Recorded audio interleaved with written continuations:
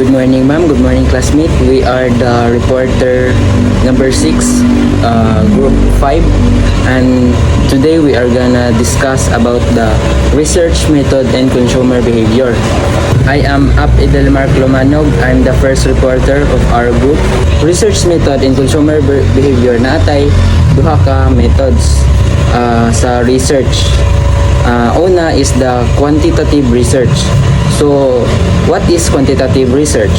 Quantitative research is a research strategy that focuses on quantifying the collection and analysis of data. It is formed from a deductive approach where emphasis is placed on the testing of theory shaped by empiricists and positive philosophies.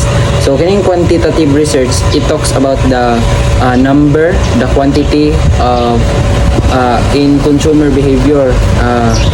Mo ni siya ang quantitative research, di ba? Example katong gagama ta sa atong kanang research, marketing research, di ba? Gagamit adto og quantitative and qualitative method in order to deny answer sa atong mga questions. So, what is quantitative research in consumer behavior? Quantitative research allows businesses to measure various aspects of consumer behavior such as purchasing habits, brand loyalty, and product preferences. These measurable insights provide actionable data points that can be informed marketing strategies, product development, and overall business planning. So, ang quantitative research, from the word quantity, it talks about number, mauto, kanang mag-measure, kanang magsukod kung how many amount, iyang mga quantity. Quantitative methods, these use numerical data to gather insights and test hypothesis. Quantitative data is collected. Di ba? Ang diri sa quantitative methods na ay tulo ka methods nga part. Una, number 1 is surveys. Di ba surveys kanang atong gama sa atong research, nag-survey ta sa mga tawo on how they for example kanang unsa ilang feedback or unsa ilang mga thoughts about sa atong title. So ang ikaduha, the second one is the experiments, kanang mag-experiment. Then the third one is analytics or analyzing, mag-analyze ta. Kining tulo ka buok, surveys, experiments, and analytics, kay nagkuhan mo siya numerical data. It talks about numerical data to gather insights. So, good morning, ma'am. So, by the way, my name is Geremyr C, Eguia, and I will continuing the discussion of Mr. Lumanog, the quantitative methods, and I will continuing the discussion of qualitative methods. So, para sa to, what is qualitative methods? So, I think it is a qualitative methods used in interviews or observation to gather insight on the customer's behavior and interactions with the product. Qualitative methods is data is analyzing by categorizing information to understand them and insights. So we have the example of the qualitative method. So we have a 4 example of this. The first is the focus on groups, second ethnographic studies, and the third is experiments, and the fourth is interviews. So wala pa kabalo, I think focus on groups is a discussion of a safe, like a comfortable environment for users to talk about their thoughts and feelings surroundings a product. So, nagamit po siya og focus on groups sa atong qualitative methods to comfort the environment of users para maistoryahan nila ang para maibaw nila mga istorya sa mga tao sa gapalibot about sa product. And the second is the ethnographic studies. So, what is ethnographic studies? So, is systematic study of people in their natural environment to understand their way of life. So, sila tong mga tao nga nag-studies ang para masabtan nila tong mga tao sa environmental kung saan nila pagkamailan kagalingon, the way you talk, the way you walk, everything that is surrounding in our environment. So the third is experiment. So in the qualitative methods nagamit po sa experiments. So its experiments is as research is typically done through experimentation with products to note the different reactions of the customer. So nag-experience sila para may bawaan nila itong mga different reactions sa ilang mga customers muna siya ang qualitative method. So last is interview. So interview is kabalo naman tana kay we are encountered in our marketing research which is the quantitative method and the qualitative method kung unsa itong gigamit. So diba ang qualitative method is gamit sa interviews because it's a way of gathering detailed information by engaging directly with our respondents. So we have also here explanation about qualitative research. So qualitative research is a type of research that focuses on understanding the way and how behind people's experiments, perspective, and behavior. So it is used as non-numerical data such as words, image, and videos to explore complex phenomenon. So mao to ang istorya lately nga the qualitative method is gagamit sa interview. Nag-gathering data para may bawa ng mga tao sa mga thoughts nila sa mga environmental. Nagamit po sila mga documentation with image nga para may bawaan nila din videos para may bawaan sa mga panelists kung giun sa nila pag kuha to nga data para mahuman. Then we have here some characteristic of qualitative research. So naapulay tayo mga key characteristics sa ato ang research. So the first is focus on meaning and interpretation. So dapat yun makapokus yun ka sa ato ang kung unsa to imong gistadihan dapat dito yun ka nakapokus para pag interpretation nimo is it seek to understand the subjects that experiments and interpretation of individuals. So also the explorations of complex phenomena. So in the exploration of complex phenomena, so this is important also because it delves into nouns and complexities of social, cultural, and personal experiments. So wow, it's nice. And also we have here emphasis of a context. So it recognizes that the experience and meaning the shape by the specific context and situations. So the last is the flexibility and approach. So also this is a very important when you are conducting our research because we need to be approachable with them. We need to be approachable with other people that we are encountering because we all know that the customers is very important because if there's no customers, there's no business anymore. Okay, so flexibility and approach. So it's the meaning of that it allows for adjustments and modifications to the research design and new insight emerge. So for sakay ka na kanang direct to the point. So para makasabot mo unsa jud ang qualitative methods, it is a research methods includes interviews, second focus on groups, third observations, fourth documentation and analysis. So di ba it's very important na magamit ani, and also it often used in the fields like sociology, anthropology, physiology, and the marketing. Data collection techniques. Here are some data collection techniques that can be used to study consumer behavior. Surveys, a versatile method that can be used to collect both quantitative and qualitative data. Surveys can be conducted in person, online, over email, or by phone. Surveys, the resultant data is collected from a sample of response that took a survey. Interviews and focus group. A face-to-face conversation with a target audience about a specific topic. Interviews are usually one-on-one, while focus groups are made up of a group of people. A group of interview, like conversation, and takes place with a small group of people who shared a common interest. Direct observation involves watching people use a product or a service a natural setting. So provides detailed information about frequency, duration, and intensity of both of occurring during the period of observation. I'm Michael Dagpin Seraña.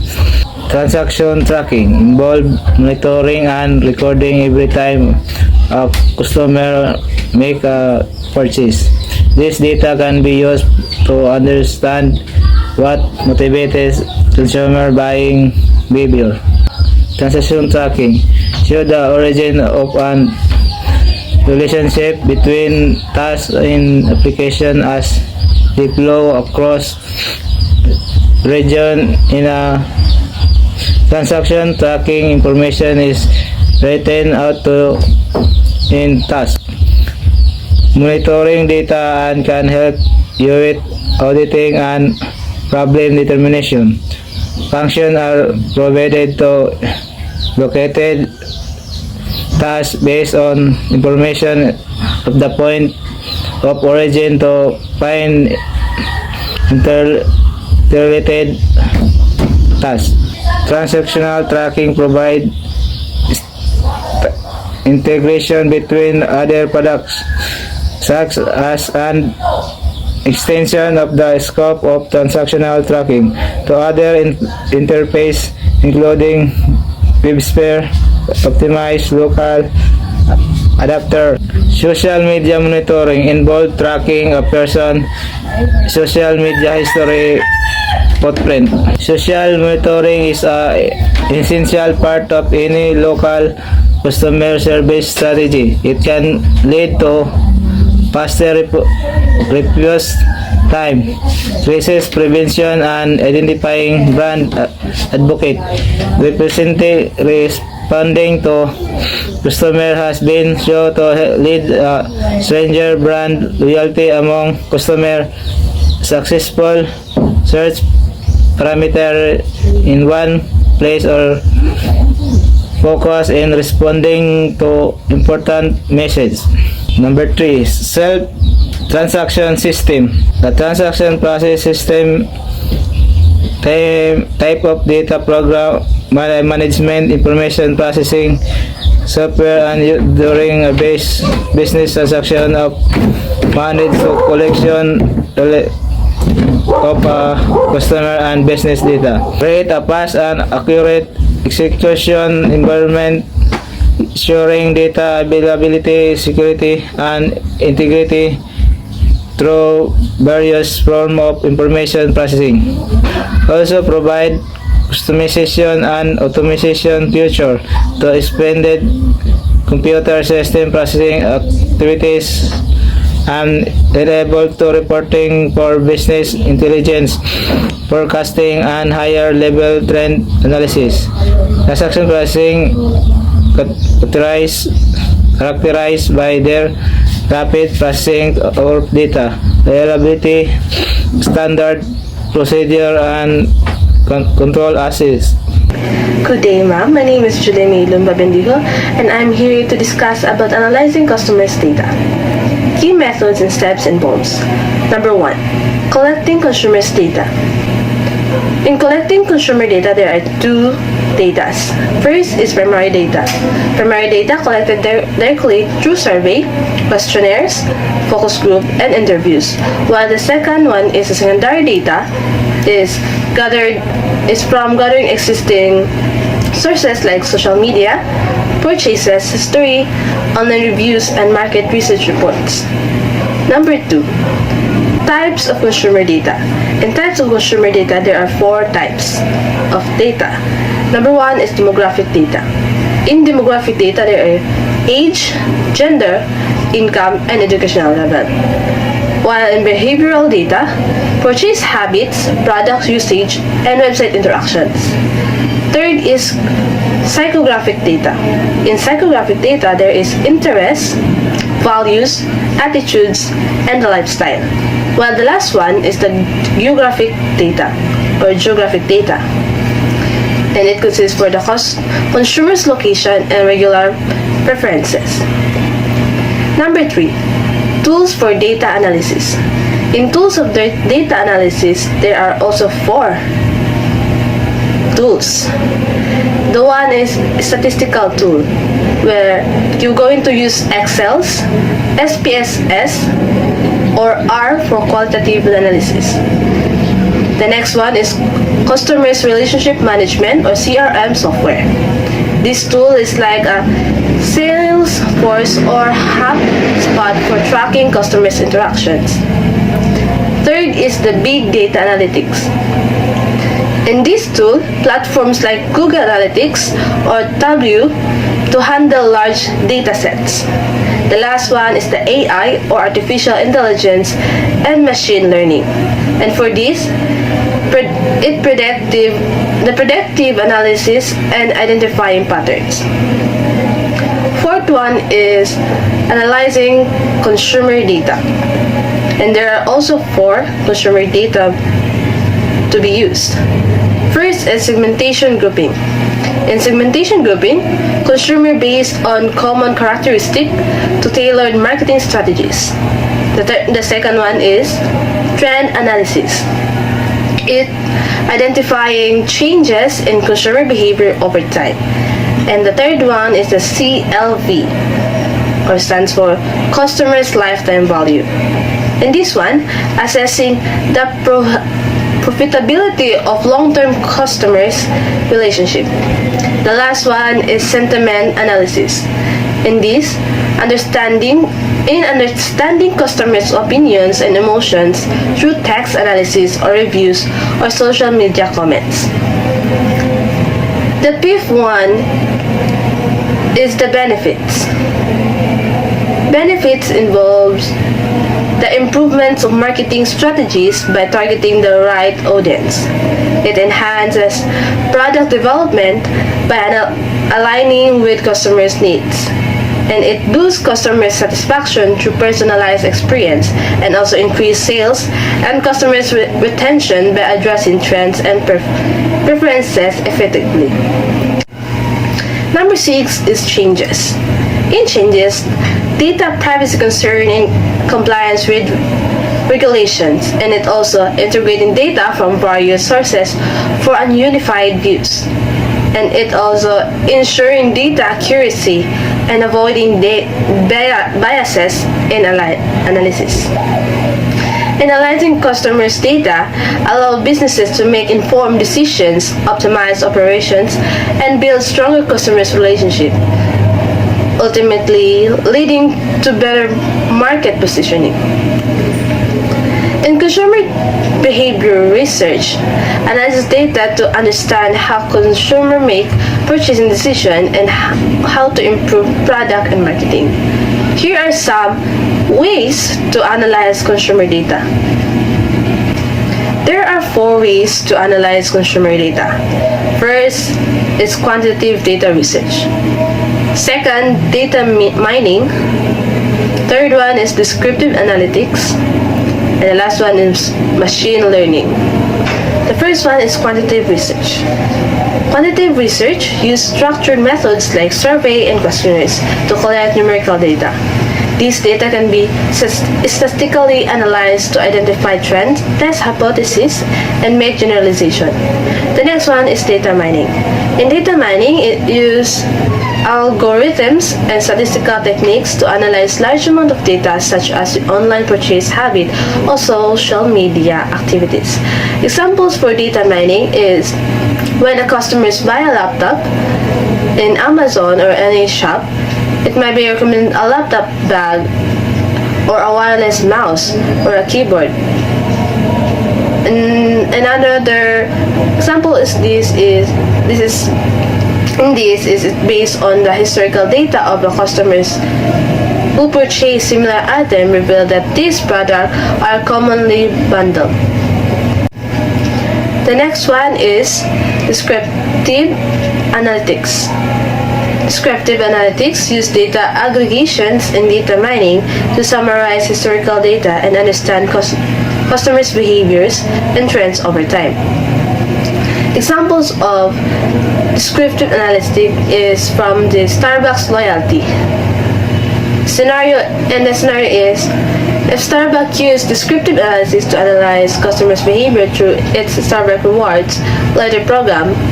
By reviewing historical data from millions of transactions, they gain insight into customers' preferences and purchasing patterns.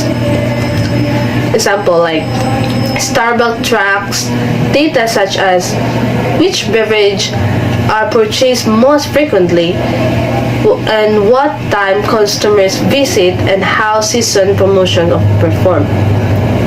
That are for some examples for descriptive analysis or analytics. The next one is machine learning. Machine learning uses machine learning methods to analyze consumer behavior, sequence, and other characteristics. Some examples for this is Netflix use machine learning algorithm to analyze customers' reviews pattern and predict what content users are likely to enjoy. Example, Netflix employs collaborative filtering and machine learning techniques to suggest movies or TV shows based on a user's viewing history and ratings. For instance, if a customer watch and rate several romantic comedies, highly the Netflix algorithm would recommended other romantic comedies that users with similar preferences have enjoyed. When analyzing customers' data, you can consider factors that influence purchasing decisions such as psychological factors, personal factors, social factors, and identifying factors information and also objection or barriers to purchase. Psychological factors involves motivation, perception, attitudes, and belief. For example, for this is Apple leverage psychological factors like perception, motivation, and attitudes to influence consumer behavior, result in strong and brand loyalty. In perception, Apple markets its product as premium and innovative, creating a perception of exclusively and high quality. This influences how customers view the brand compared to the competitors. Motivation for psychological factor is the desire to own cutting edges technology for belong to an elite group motivates consumer to buy Apple product even a higher price. In attitude, positive experience with Apple product and customer services reinforce favorable attitudes, making consumer more likely to purchase. Next one is personal factors. In personal factors, there is age, gender, occupation, income, and lifestyle. And the next one is social factors. Social factors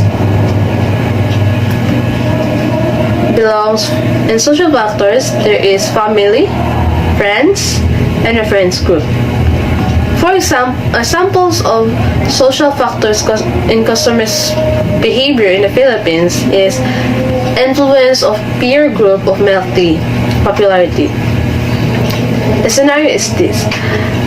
Milk tea brands like Macau Imperial Tea and Chat Time have become a cultural trend in the Philippines, driven by social factors such as peer influence, group dynamics, and social media. In peer groups, young Filipinos often purchase milk tea as a social activities with friends or family. Recommendations and group preferences heavily influence their choice of brand and flavors. In cultural identify, milk tea is now seen as a trendy and youthful drink, making it a status symbol among students and young professionals. So in all, the influence of peer group and social media for contributed to the explosive growth of milk tea brands, making it one of the most popular beverages in the Philippines. The next one is identify information. Identifying information is based on social media use, communication preferences, and potential to be an influencer. Examples for identify information is for the influencers in the different social media platforms. The last one is objections or barrier to purchase. Objections or barrier to purchase is external factor or company generated issues that may prevent or purchase. Example of objection or barriers to purchase in consumer behavior in the Philippines is the high price in the Philippine market. The scenario is, in the Philippines, high price can be a significant barrier to purchase or purchasing for customers, particularly when it comes to premium product or international product. Example, smartphones, or examples are some smartphones. Brands like Apple or Samsung are popular in Philippines. Many customers and consumers hesitate to purchase their high-end models due to the steep prices. The perception that these products are too expensive for the average Filipino, especially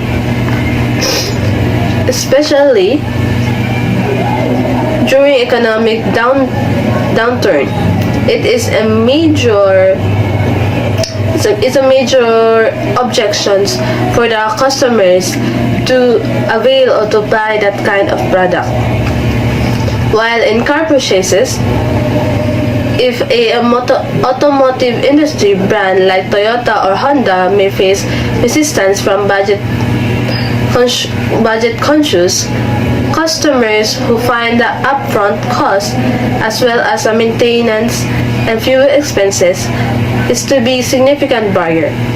Consumers often oppose for more affordable and second-hand vehicle instead of buying new car for Toyota brands and Honda. And for the outcome for this is businesses can overcome their barrier by offering promotions, installment, payment plans, or lower price alternatives. For example, sa car brand often introduce financing options or promotional discounts to make their product or more accessible. Similarly for smartphones, smartphone brands may offer more affordable versions of their flagship phones to cater the budget of the customers. This example shows how pricing can create objections in the customer purchase processes, particularly in markets where consumers are price sensitive, such as in the Philippines.